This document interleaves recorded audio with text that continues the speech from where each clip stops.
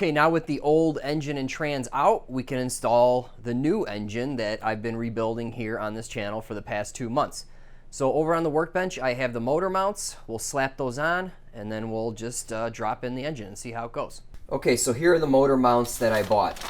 Right here is what you get when you buy the Holley mounts. And the part number that I bought is the 7122 1006 HKR. Okay, and these are the forward mounts, which pushes the engine forward and allows you to run all the truck accessories. Okay, they also have a rear position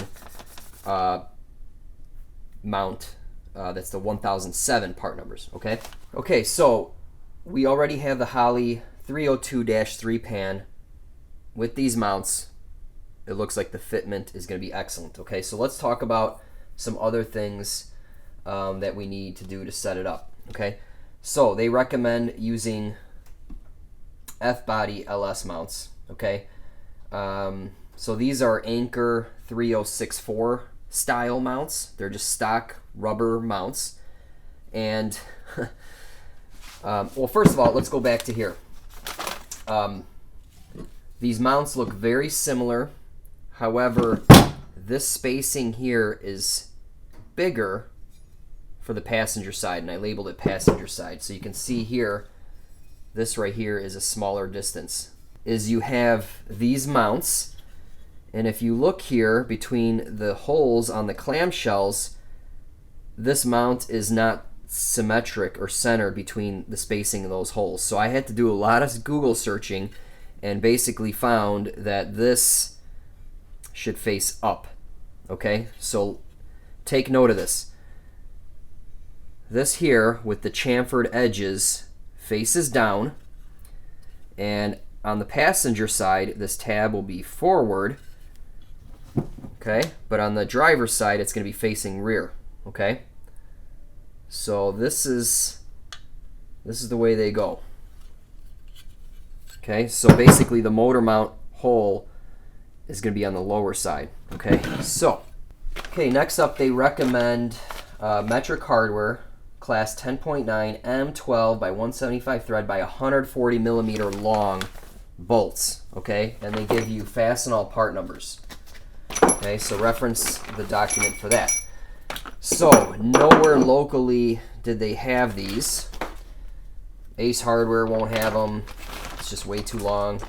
Home Depot won't have it, and so forth. And I try to buy it online, but no one sells 2 bolts and nuts for a reasonable price. So I had to pay 20 bucks shipped for what you see here. Okay, but in any case, these will be our through bolts. So let's go ahead and try these out really quick. Yeah, so these are a good length for that. Okay, and then I'll put some washers in there, or at least a washer on that side. Okay, so we got that figured out. So it also came with hardware. These bolts and nuts are for these to the frame, and then these are for this to the block. Okay, so let's go ahead and install all that. Okay, a little bit of more info. See this tab here? I bent it. Okay, so let me explain what was going on. When you see, I have this shown top here. Okay, if I installed it, this tab was interfering right here with the casting of the block, right? So one would think, hey, you just flip it, right? And when you flip it, it's fine. Okay, however, if you look at all the Holley documentation for their clamshell mounts and the insert, they always install it this way. Okay, so I am trying to be consistent with Holley because I am using their mounts and their pan, and so I'm thinking this is the correct way to install it, and I hope I'm right, because that would suck to pull this all out, right? And everything I've read, this is correct. However, I'm not sure why it wasn't fitting because of this tab. And I'm using, these mounts are for a Camaro, okay? And this is a truck block. Maybe that's an issue. I don't know. And this is kind of a no-name brand mount, okay? So all I did is I tweaked this. This used to be straight. I just bent it a little bit. and I'm gonna run it that way, okay? And if I'm wrong, then I'll have to flip it, and that would suck. But, you know, I gotta go with all the evidence of using it the way Holly has it in their documentation for everything, okay? And this shouldn't be this confusing, to be honest with you.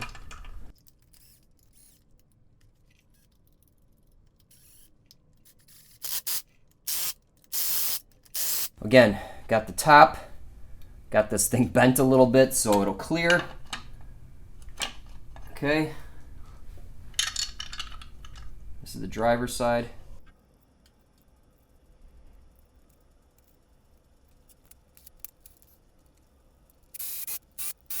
Alright, here's what the engine bay looks like right now. Cleaned it up a little bit. Put a little bit of paint on the frame rails there.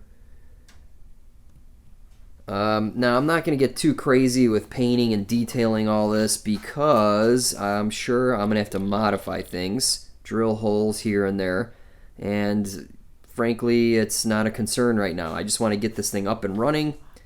You can always take things back apart and address things to make them pretty later on because, I mean, I don't have all the time in the world. You know, I want to get this thing going, get it driving, running, and, you know, maybe next winter I can worry about the aesthetics. I mean, all that's got to be taken care of eventually, but I'll just keep on moving. Okay, but at least that's cleaned up there. I'm going to go ahead and install the frame mounts, the motor mounts. All right, guys, I apologize. I lost the footage of me installing the frame stands, the silver parts inside the frame or on the car. So I don't know what happened to that footage, but anyway, it was pretty easy. 4 bolts, bolt it down per the instructions, and then just drop the engine in.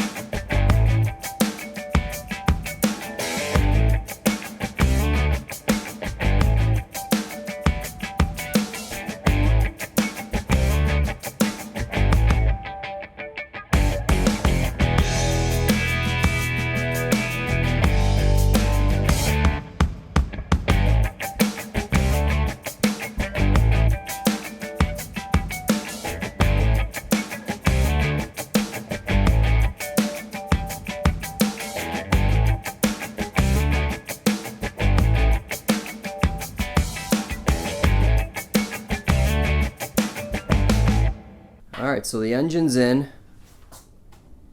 Fought it a little bit to get it in, and basically it was pounding in the bolts. Okay, this one went in not too bad, but this side here, it's actually not all the way through. There's 1 or 2 threads sticking out. It won't go any further for whatever reason, so I got to look into that. I'm not going to put nuts and tighten it down because, again, we're in the mock-up phase and it's probably going to come out at some point. So I'm just going to keep throwing parts on it. It's poked all the way through, so that's what matters. It's aligned, right? Obviously, there is no transmission hooked up, and I got a scissor jack under there to support it. Otherwise, this guy would just fall back. So the next step is to get the car on jack stands and attach a transmission. Set my pinion angle as best as I could, and fab up, or you know, get the cross member all set. So that way the engine and trans is set, and then I can start putting everything else on. But so far, everything looks good around the pan area. Looks really good. And I'll probably do a video on the fitment once everything's kind of established. But yeah, that should do it for now. All right, guys, that's it for this video. In the next video, I think I'm gonna go buy some turbo parts and we'll go ahead and mock those up. So stay tuned for the next video.